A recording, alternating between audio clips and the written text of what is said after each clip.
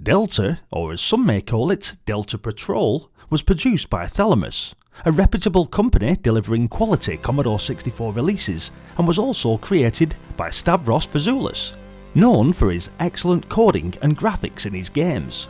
Last but not least, there is the oral wizardry of Rob Hubbard.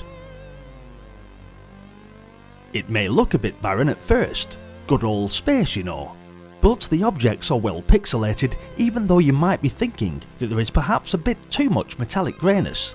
There are still nice spots of colour within the game, along with nice effects like the starfield or the always rotating main ship. I never figured out why it's constantly rotating, but I did like this effect. Commodore 64 games released on cassette tape usually had some awesome tunes playing while the process of loading is going on for several minutes. With the previous Thalamus shoot-'em-up game, Rob Hubbard made legend with the Sanction loader. This time, the Delta loader is not just a single tune, rather jukebox, where you can mix your own music. Pick from a selection of short loops for melodies, bass lines, beats, sound effects. They can be combined as you wish. Back when I was a kid, I used to just load the game up to mess around with this and listen to the awesome SID tunes I could create. Probably why I also loved messing around with the music system back then too. I think I got this free with the Light Fantastic pack when I had to replace my old bread bin. Great memories. After the game loaded, you are greeted with the cool main theme.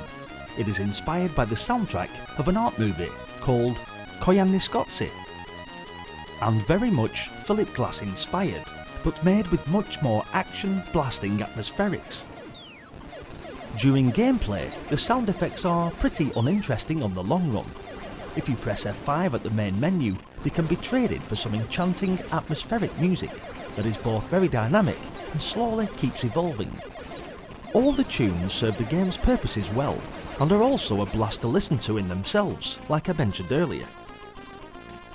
I always believed that the music created from the masterful SID chip could make the most boring and tiresome household chores feel like heroic deeds, and I like to stick on some old chip music every now and again and have it playing in the background. I'm sure I'm not the only one. Alas, you can have either sound effects or music, but not both during gameplay. But for the purpose of the video, I've stuck some in anyway. The game introduces new elements as it goes on, which you might take for granted. But after playing through probably all of the other shoot-'em-up games, I really appreciate these little nuances. Some environments might repeat, but the gameplay evolves and has a lot to offer through its 32 stages. No everlasting boss fights with oversized bullet sponges. Instead, there are some interesting enemy formations and some regular big enemies throughout the levels. You have 3 lives and die by 1 hit, but at least you don't lose your upgrades. Neither are you put back to the beginning of the level. Instead, you just have to face the creatures or hazards that killed you previously. This spurs a good deal of unnecessary repetition. Also, the hit detection works well and is pretty forgiving in your favour.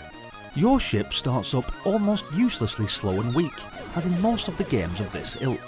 But if you don't miss the proper power-ups that are in places to be expected, you leave yourself with a decent chance of getting through. But power-ups are not permanent, and many will run out over time, forcing you to spend credits to replace them. So how does this work?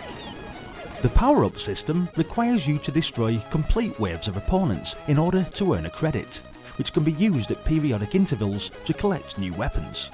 You will encounter multiple blocks suspended in time, and the number of credits you hold determine which ones can be collected. The more credits you hold, the more blocks that are unlocked and available to collect. However, you can only collect 1 block from each new group, and all remaining blocks will turn grey and will cause your ship to explode if you collide with them. A bit like, say, the power-ups on Mario Kart. You only get the chance to collect 1 each time. Okay, maybe not. Stupid example. You may notice that it says 2 up in the top right corner. Initially, it looks like this could be an awesome simultaneously 2-player game, right? Afraid not. You just hit the F1 in the main menu and it toggles between single player and 2-player mode. But this is not simultaneous, I'm afraid, and you'll need to switch players between rounds. The game is definitely a cult classic among hardcore C64 enthusiasts, and technically the game is very accomplished. The scrolling is super smooth, and there are numerous sprites on screen at any one time. Bob Stevenson produced some great little graphics, and Rob Hubbard, as always, penned some great tunes. A solid shooter with a reasonably innovative power-up system and decent action. The game also wins bonus points for not being a multi-load title. 32 levels back to back is a solid chunk of space shooting action. Get it loaded up and let me know what you think in the comments. Thanks for watching guys, another classic game and many more to come. So don't forget to leave a like and also maybe consider subscribing to the channel if you've come this far. There's plenty more on the channel playlists, and I'm sure there's some absolute classics up there that you'll remember from your youth. Hopefully you'll check those out. And I'll see you over in the next video. Until then, bye for now.